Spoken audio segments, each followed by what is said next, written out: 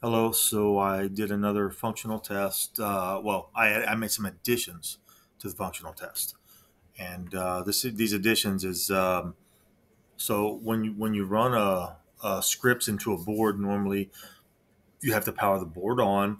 You run your script. Sometimes you can run multiple scripts and then power it off. A lot of times you can run one test and then power it off and restart. Run another test, power it off, restart. Run another. So that's what I've added. The feature where you can power on, run a test, and power off. Now, again, I don't have a board to do this with, so I'm just simulating it. I know it works because I've done this before. I used to have a power supply. It was I wrote it. It was for multiple power supplies. It was universal power supply controller. Anytime we got a new power supply, I would add a new power supply to the program that I wrote because we had multiple engineers using the software I wrote, and they used it to power the boards on. And they could do that from home using a remote desktop. They'd remote into Intel Corporation, and they start using using the software I wrote, which was LabVIEW, and they control the power supplies, so they could turn the boards on and off, whenever they needed to when they were at home. They could do it remotely, or they could do it there at their desk in the lab. Anyway, this is my software for what I've done here, and it can be used by anybody. It's not very difficult, but I've added features that others didn't have. Um, this is basically a shell for a functional test, and it detects the INI files as soon as you start it up. So I got one, two, three. I got 1 through 7. I got 7 different INI files. Here's another one here. I'm just going to go through it quick because I don't want this video to last very long. I mean, everybody already knows. Look, what's this? Everyone knows you're a liar. So I'll close that and it'll stop. It says powering down, then test is finished. And the log file was August 27th, 2024. That's when I first created it. And today is September 5th, 2024, and it just ran that test. It just ran that one. It even power. I'm going to have to. Yeah, okay. So I ran it earlier today. That was earlier today. That's earlier today, and it just ran it right now, 7:44. Okay. Now what I'm going to do is I'm going to show you. Well, first, what I just showed you is, it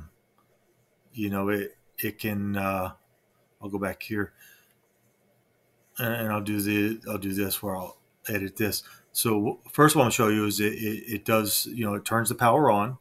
It would turn the power on if I had some control. Then it runs the test, and it's sitting here waiting for me to close this. So if it was running a test, sometimes the test could take 10 minutes, sometimes 20 seconds, and it would end. And then close the test, and then or the test would stop, and then it powers down, and then it says test finished. Now, if it was in a this is a feature I added where you can see what tests are selected for each routine,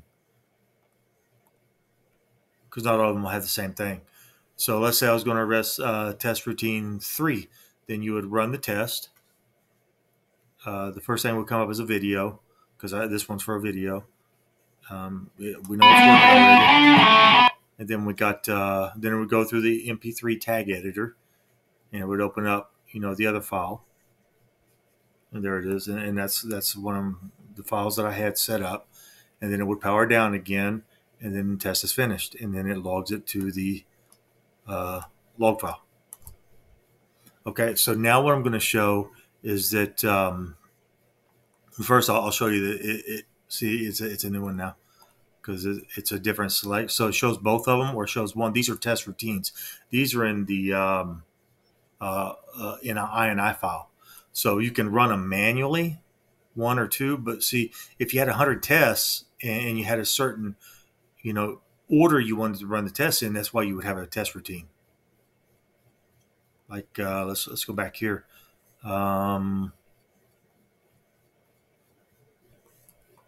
Say maybe I wanted to run all 3. Maybe I wanted just 2 of them. Maybe I had a certain order that I wanted to run them. Something like that. Because sometimes you test functionality that way inside of a chip that you've designed, or a board that you've designed, something like that.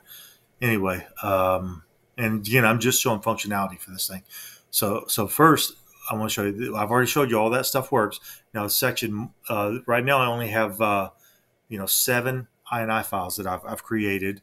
I have other ones I've created, and I'm just going to add them in because I just want to show you right now. I'll stop it and I'll start it. It only has 7. The other ones do not have a log file. What you're going to notice is it'll create the log file as soon as it starts. As soon as it starts to test.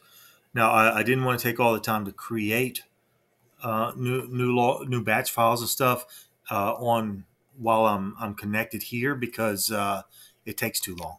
It takes too long to do that. It makes a very long video. But you can see I just added it here. So I'll go back here and I just added it. Here's test 8. I'll go back in here and I'm going to add test 9 in a minute. I just want to show you test 8 adds. So there's 8. So now I'm going to show you that this works.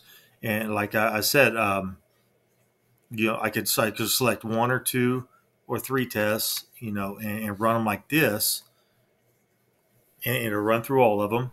And this is manual testing, or you can do the automated testing, which is a set of scripts that you put together and you run it, and maybe it runs 24 hours, maybe it runs 5 hours. It depends on what you want to do. But you wouldn't want manual intervention like I am right now. I just have the bitmap popping up so I can show you that that it's doing something. That's all I'm doing, showing it does something. So you can see I can do 1, 2, 3, or I can just do one. Oh, I can do one by itself like that, and it does one by itself. Or I can go to this, and there's test routine 1. There's test routine 2, which has 8, and I'll go ahead. Or it has this one, which does 30. This one actually does 30. And I think I showed you that before where it goes all the way down and finishes all 30. But it's too long of a section because I know that I did. And what it does, it just keeps repopulating and keeps going down. They go all the way down. I mean, I could put 1,000 tests in here if I wanted. Yeah, I could do 2,000 tests. You can do as many as you want. And that's what I proved last time. So I know I can go down to 30 already. I know I can do 8. I'll go ahead and show you that it still works, because I just added this INI file. And I'm also going to show you that it created a new log file with this. It just created a new log file. So that one's waiting.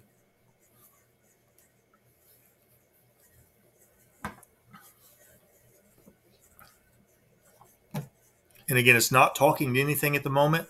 It's not doing anything except simulating this powering things on, powering things off, and running a test. I mean, it actually is running a batch file right now, but it's not powering anything on or off. I mean, I could if I had power supplies and I had a board. I could do that. I've done it before. But what this is a shell for a functional test, and you just put anything inside of the shell, and it'll work really well for a lot of things. So you can see it goes all through it, and look, it just created this brand new log file because I just put this folder in there. There was no log file in it.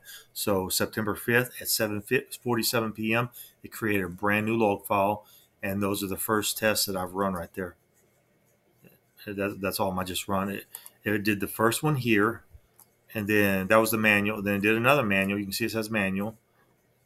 Then I did the test routine, which is the automated. So you can see that works.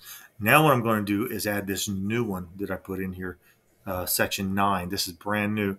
And again, you can see this just 1 through 8. So I'll add 9 here. It's not. I got to stop and restart when I do this, or it won't pick it up. And again, these are just batch files. You can see I just added batch files, and I added a INI file. It's just a new INI file. That's all I did, add batch files and a new INI file. And there's no log file. You can still look in here. There's no log file whatsoever, but it's going to have a log file once it starts. So to do this, you see there's nothing in here, so I have to stop and restart, and now it will pick up 9. Okay, so we're going to go through these, and I can do them one at a time, or I can just go over here and do the routine. So I could either do 1 or I can do all 3, and I'm going to just go ahead and run tests. So first of all, what's going to happen is you're going to find out, oh, it didn't work, invalid path. Let's find out why. Oh, I see why. I'll fix that really quick. I was going to have another invalid path. Invalid path. One more invalid path. I'm just going to stop because I already know it's got an invalid path. And I know why. It's because it's the wrong path right there, I think. So we'll go in here. It's this one. And oh, it's in the batch file. It's in the batch file. Batch file has a wrong path, so we'll do it here. Edit. Oh, that's not it. Batch file. Edit. Anyway, I think you just got the idea what's about to come your way on this. So it'd be right here, and it would be there we go. That's what I'm looking for. That's what I was looking for. That's what I need to put in there. So I'll save that. No, hold on. Don't just disappear on me, because I got something to say to you. I want to show you it works too. Yeah, I want to make you mad too, because I don't like you.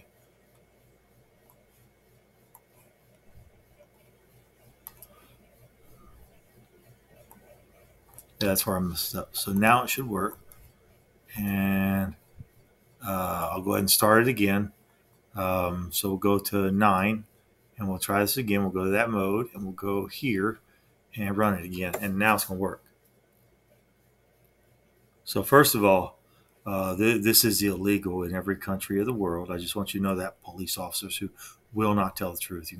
Torture is a deliberate infliction of severe pain or suffering for punishment, extract confession, interrogation, for information, anything. It's flat out illegal, you stupid cops. So that's one. That's for you to remember, especially you in Gainesville, who was waiting for me by the courthouse when all I was doing was walking around trying to get your attention to make you tell the truth, you stupid liar. It's against the law to fake someone's daughter's death and hold it over their head to torture them for any reason whatsoever. You stupid cop. Okay, here's number 2. Here's number 2. Why you're going to be prosecuted for it? Because you've tortured me, and you don't believe it. You don't, but you are being investigated by the FBI. You truly are. You're really being investigated by the Federal Bureau of Investigation for many crimes, including torture. I promise you, you really are being investigated. You stupid lying cops. So I'm not going to say that, and I'm going to go to the next one. It's going to go to the third one. This is a good one. This is good. How can you be? Because I remember some cop tell me, torture is only for overseas stuff. It's only for foreign stuff over there. No, it's in the Bill of Rights. It's the 8th Amendment of the United States Constitution. You're not allowed to torture anybody. It's called cruel and unusual punishment, and you're going to go to jail for torture. There were sheriffs who was arrested for torture not very long ago in one of the southern states. You're going to be arrested for torture. What you did is illegal. Anyway, that's a functional test. You can see I created a log file, just created it. Here's the routine it just ran. I'll show you the log file just to prove it's real. It just created it, and here it is. It just started. There it is. Just created it, and you can see the time and date stamp right there, 9/5, 7:55 p.m., and right there, there it is. So I just wanted you to know. I'm gonna make sure you go to jail for what you did, you stupid crooked cops. Have a good day. Bye. Bye.